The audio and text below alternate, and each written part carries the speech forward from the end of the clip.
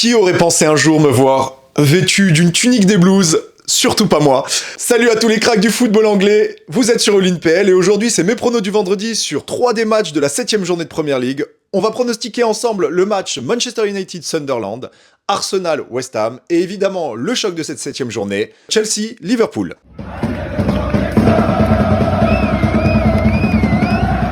Pense surtout à liker, à commenter et à t'abonner à cette chaîne, ça m'aide énormément et ça me permettra de vous proposer encore plus de contenu sur notre chère Premier League.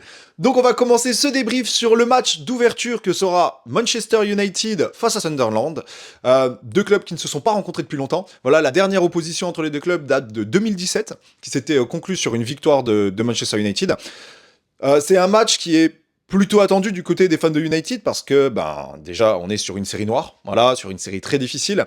Ça parle un petit peu d'un possible départ d'Amorim, même si j'ai entendu certaines rumeurs disant que s'il y avait des défaite sur ce match-là, le poste d'Amorim n'était pas en danger. Mais on entend en même temps des rumeurs comme quoi il y a déjà des vues sur Southgate, que je trouve pas du tout une bonne solution. On connaît un petit peu le parcours de Southgate, que ce soit à Middlesbrough où il a tout simplement amené le club à la relégation en Championship en 2009, ou alors tout simplement sa carrière de sélectionneur avec l'Angleterre qui n'a pas du tout été concluante malgré l'effectif dont il avait la charge. Voilà, ça a toujours été je trouve un coach, un sélectionneur moyen.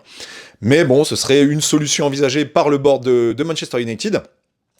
Mis à part ça, c'est donc un United malade face à un Sunderland qui, quand même, est plutôt convaincant sur ce début de saison. On parle quand même d'un promu, certes, qui a fait beaucoup d'achats lors de ce mercato. Je crois que c'est 183 millions qui ont été posés sur la table, qui ont d'ailleurs pris des grands noms, hein. Je pense notamment à Xhaka, qui est quand même un joueur qui a été au PL Improve, qui a quand même gagné des titres du côté de Leipzig, qui a quand même gagné des titres du côté de Leverkusen.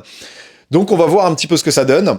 Déjà, mon avis, c'est que United doit absolument gagner ce match-là. Voilà, c'est comme tous leurs matchs, hein. D'ailleurs, maintenant, c'est une course contre la montre. Ils sont 14e actuellement de Premier League. Ils ne peuvent pas se contenter d'une place pareille. Même après la débâcle de la saison passée, c'est pas du tout la place de United. On parle d'un match à domicile, à Old Trafford, ce qui réussit plutôt bien, mine de rien, à United depuis le début de la saison. Pour l'instant, sur les 2 seules victoires qu'ils ont eues sur ce début de saison, c'est 2 victoires à domicile. Même si on sait qu'Old Trafford, sur les dernières années, c'est plus la forteresse que c'était dans les années 2000 et 2010. Mais... enfin, début des années 2010. Mais on est quand même sur une équipe en rodage, voilà, qui a du mal à se lancer, qui avait fait un très bon match d'ouverture face à Arsenal, à domicile à nouveau, mais qui l'avait perdu. Et après, c'était la victoire face à Burnley et dernièrement la victoire face à Chelsea, tous à Old Trafford. Donc, grosse possibilité de remettre le couvert. On est sur un Sunderland qui, eux, ont plusieurs matchs déjà à leur affiche plutôt positif. On pense notamment au match d'ouverture. Je crois que c'était face à West Ham où ils avaient gagné 3-0. Le dernier match à l'extérieur de Sunderland, c'est une victoire face à un Nottingham Forest qui est quand même malade. Je crois qu'également ils avaient fait un match nul face à Everton. Everton plutôt en forme d'ailleurs, dans leur nouveau stade, le Dickinson Park. Donc franchement, pour l'instant, à l'extérieur, Sunderland, ça réussit plutôt bien. Je vois personnellement, du côté de United, un regain d'énergie. On est sur... un regain d'énergie, pas sur les derniers matchs qu'on a vus, mais j'imagine que ça peut être un match tremplin pour la suite de leur championnat. On a seulement pour la 2e fois tout le secteur offensif qui va jouer ensemble, c'est-à-dire Sesko, Mbeumo, Cunha. Cunha qui revient de blessure, qui était là lors du dernier match. Sesko qui a ouvert son compteur but, même si c'était pas un but très convaincant, il a quand même ouvert son compteur but. On a Mbeumo qui est quand même plutôt bon du côté de United, donc là je trouve depuis le début de la saison qu'il est plutôt bon. Mais voilà, c'est toujours les mêmes problèmes du côté de United. On connaît la charnière, la classique, Euro, De Ligt, Luke Shaw. Pas très convaincante, certes. Un Bindir qui est conservé dans les buts. D'ailleurs, il faudra qu'on en parle de ça parce que tu es allé chercher sur la dernière journée du Mercato Sam Lamens. Pour l'instant, tu ne l'as pas fait jouer. Donc ça, je ne comprends pas. Il serait peut-être temps de faire venir et d'essayer ce nouveau gardien parce qu'on voit Bindir, c'est pas du tout convaincant. Mais c'est surtout le problème du milieu de terrain. On a un Matt Diallo qui est incertain sur ce match-là. On a un Dorgu qui, lui, fait plutôt un bon début de saison. J'ai l'impression que c'est avec Mbeumo les 2 seuls points positifs du côté de United. Mais c'est surtout voilà, ce milieu défensif, Fernandez, Casemiro, Fernandez, Ugarte, qui ne fonctionne pas du tout. Donc à voir ce que va tenter Amorim sur ce match-là. Personnellement, je vois un match nul. Voilà, je vois un United certes qui réussit à domicile, mais jusqu'à maintenant, ça a été poussif. C'est quand même un match qui se conclut, je crois que c'est 2-1 ou 3-2 face à Chelsea, avec ce carton rouge qui arrive très vite dans le match. C'est très poussif, un Chelsea qui a du mal. Face à Burnley, c'est un but dans les dernières minutes. Également très difficile, un penalty gagné, mais voilà, c'était pas un match convaincant du côté d'United, donc on est quand même sur énormément d'incertitudes. Et du côté de Sunderland, ça tourne plutôt bien. Maintenant, pour Sunderland à l'extérieur, c'est quand même un match nul face à Everton. C'est certes une victoire face à Nottingham, mais quand même un Nottingham malade. Un United 14e de Première League, un Sunderland 5e, mais il n'y a que 4 points d'écart entre les deux. On est au début de la saison, tout peut encore arriver. Donc un match nul, ça me paraît quelque chose de réaliste. Je vois difficilement un United gagner ce match-là parce qu'on est quand même sur un gros Sunderland. Je vois la possible, évidemment, victoire de Sunderland qui est quand même plus convaincant que United sur ce début de saison. Mais vu que ça se passe à Old Trafford, je vais partir sur le score de 1-1. Voilà, j'imagine un but peut-être de Cunha que je trouve très bon, même s'il a du mal sur la finition. Je pense que ça peut être l'un des déclencheurs du côté du United. Et peut-être un but de Wilson Isidore du côté de Sunderland qui quand même, je le trouve bon. J'essaye de suivre quelques matchs de Sunderland. Je trouve qu'il propose énormément. Il n'a pas pour l'instant claqué son nombre de buts, mais pour un attaquant de pointe qui est sur un jeu quand même assez défensif du côté de Sunderland, qui tourne beaucoup et qui ont eu de nombreux changements depuis le début de saison, je trouve qu'il arrive quand même à tirer son épingle du jeu. Maintenant, à voir ce que ça donnera face à United, mais j'espère, voilà, quand même, une victoire de United, ce serait bien, mais je pars sur un match nul. Deuxième match qu'on va commenter ensemble, le match qui, moi, personnellement, m'intéresse le plus, mais qui n'est pas forcément le plus gros match de ce week-end, Arsenal-West Ham. On sait la difficulté qu'a Arsenal face à West Ham sur les dernières saisons, c'est quand même une équipe qui vient souvent embêter Arsenal. Je crois que sur les 4 derniers matchs, c'est 3 victoires de West Ham.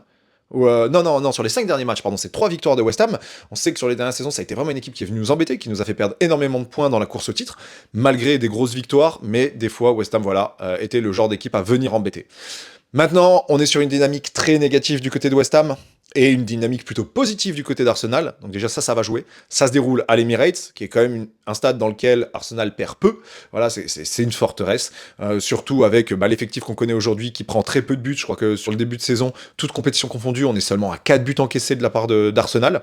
Et très très peu de buts, je crois que c'est 7 ou 6 buts marqués par West Ham au cours des 6 premières rencontres. Je crois qu'ils ont joué uniquement... il y a peut-être le FL Cup que j'ai pas regardé, mais je crois que c'est à peu près ça.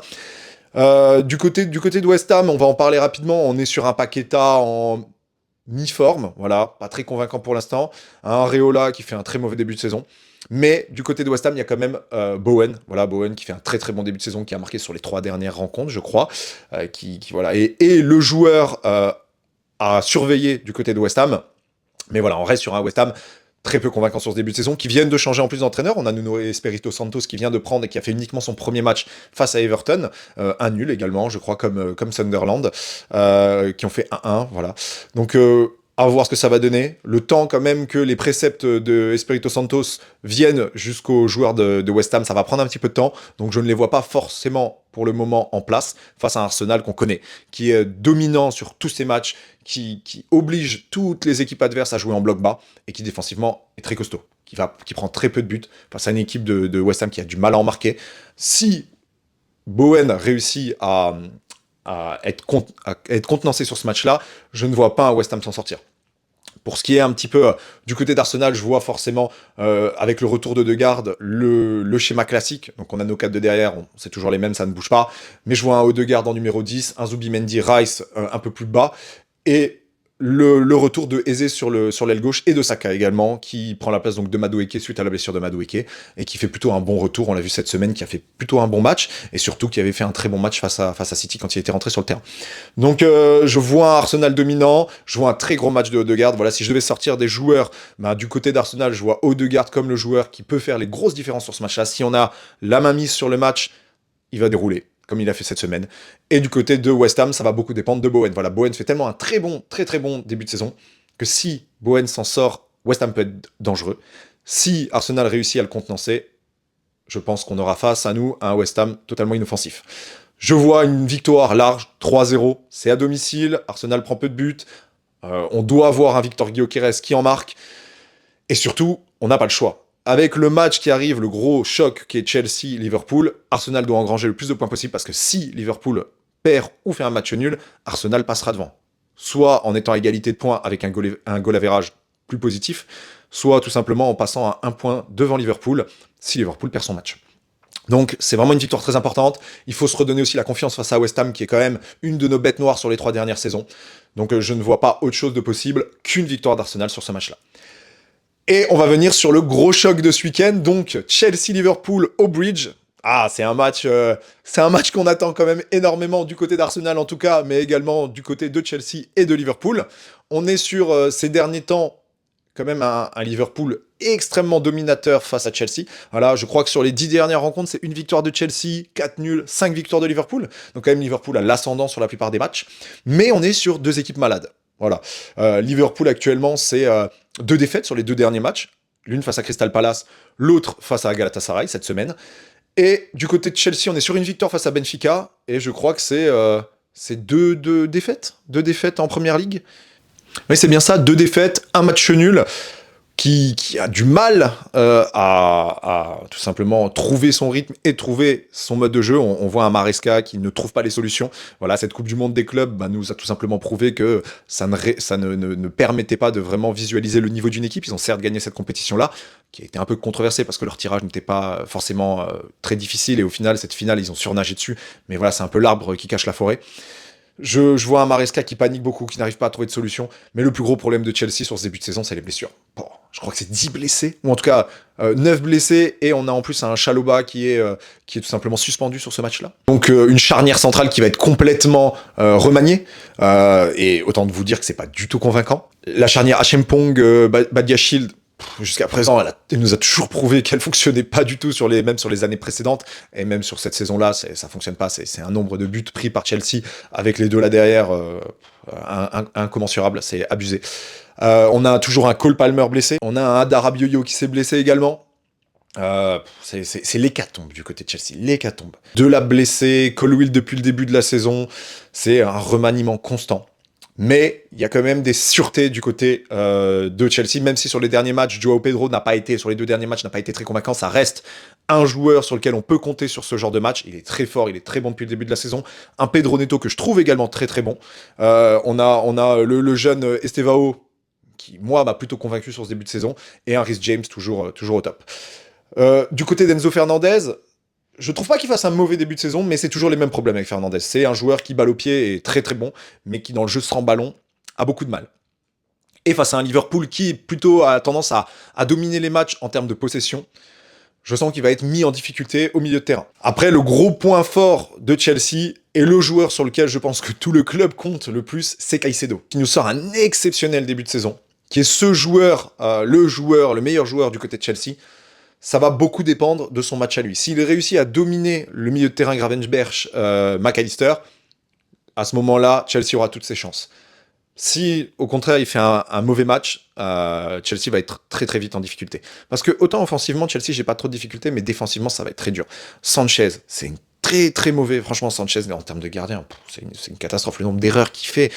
En plus, il y a de nombreux buts que Chelsea prend, qui sont tout simplement de son fait à lui. En plus, si tu lui rajoutes un Badiashile, un Hachempong en défense, je m'attends à des trous énormes. Faut compter sur Cucurella, faut compter sur Reece James pour faire bloc, mais je vois effectivement beaucoup d'espace du côté de Chelsea.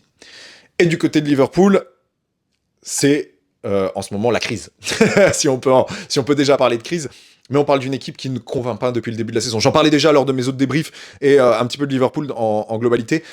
Les victoires cachaient vraiment un manque de sûreté dans le jeu. Voilà, c'est un Liverpool qui ne convainc pas depuis le début de la saison, qui a certes engrangé de nombreux points, on est quand même sur 15 points sur 18 possibles, mais c'était à chaque fois des points pris au forceps, sur ces fins de match. Sur des faits de jeu, par exemple, on va penser au match face à Burnley, c'est une main dans la surface à la dernière minute de Hannibal qui permet à Liverpool de s'en sortir 1-0. C'est le but de Ngomoa en fin de match face à un Newcastle réduit à 10 contre 11, qui va réussir qui va faire en sorte qu'il s'en sorte. Le match face à Bournemouth en entrée, voilà. On va pas reparler de tous les matchs, mais on sait que c'est un Liverpool poussif, qui est un Liverpool qui n'arrive pas sur ce début de saison. Et les 2 derniers matchs nous l'ont prouvé. Galatasaray a surnagé sur ce match-là. Vraiment, Galatasaray, je les ai trouvés vraiment au-dessus de Liverpool. Certes, Liverpool avait la possession, mais dans le jeu, dans la bataille du milieu de terrain, c'était totalement Galatasaray qui dominait ce match-là. Et c'est un Alisson, sur la quasi-totalité du début de saison, qui a permis à Liverpool de s'en sortir. Le problème, c'est qu'Alisson est blessé. Voilà, Alisson est blessé, je crois, pour les 6 prochaines semaines. Il loupera les matchs face à United à Old Trafford, face à City. Donc 2 gros déplacements. On sait que le calendrier qui arrive jusque fin novembre pour Liverpool va être très compliqué. Et le premier match, c'est face à Chelsea. Du côté de Chelsea, d'ailleurs, on peut en parler.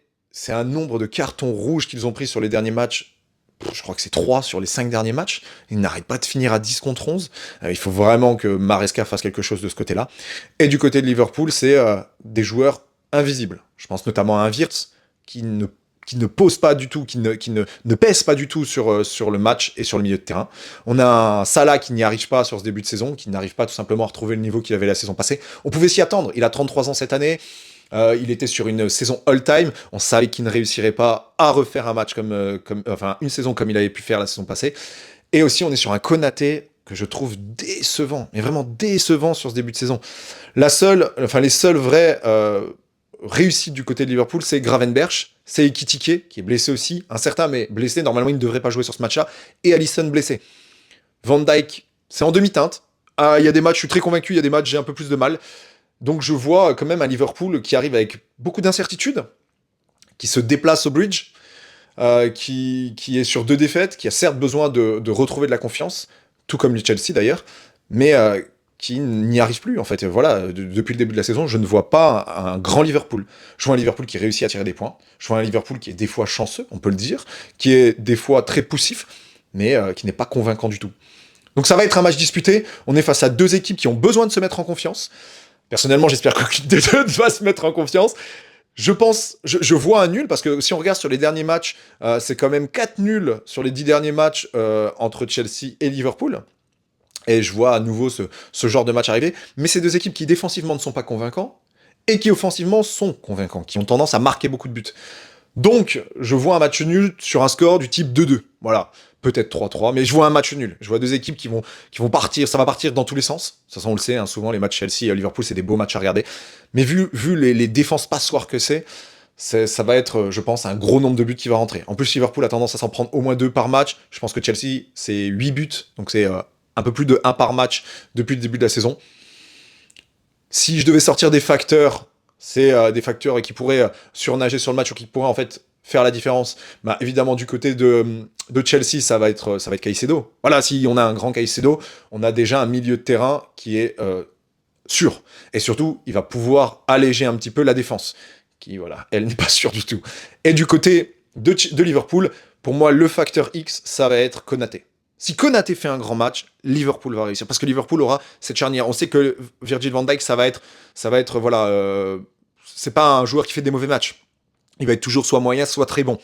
On a aussi Mamardashvili qui arrive, donc on ne sait pas vraiment ce que ça va donner. On l'a vu en fin de match face à Galatasaray, mais ça n'a pas vraiment sécurisé le match. Enfin, je l'ai pas trouvé exceptionnel non plus, et puis on n'a rien vu de lui. Donc, est-ce que ce sub à 35 millions va tenir la baraque? Voilà, la perte d'Alisson, elle est énorme.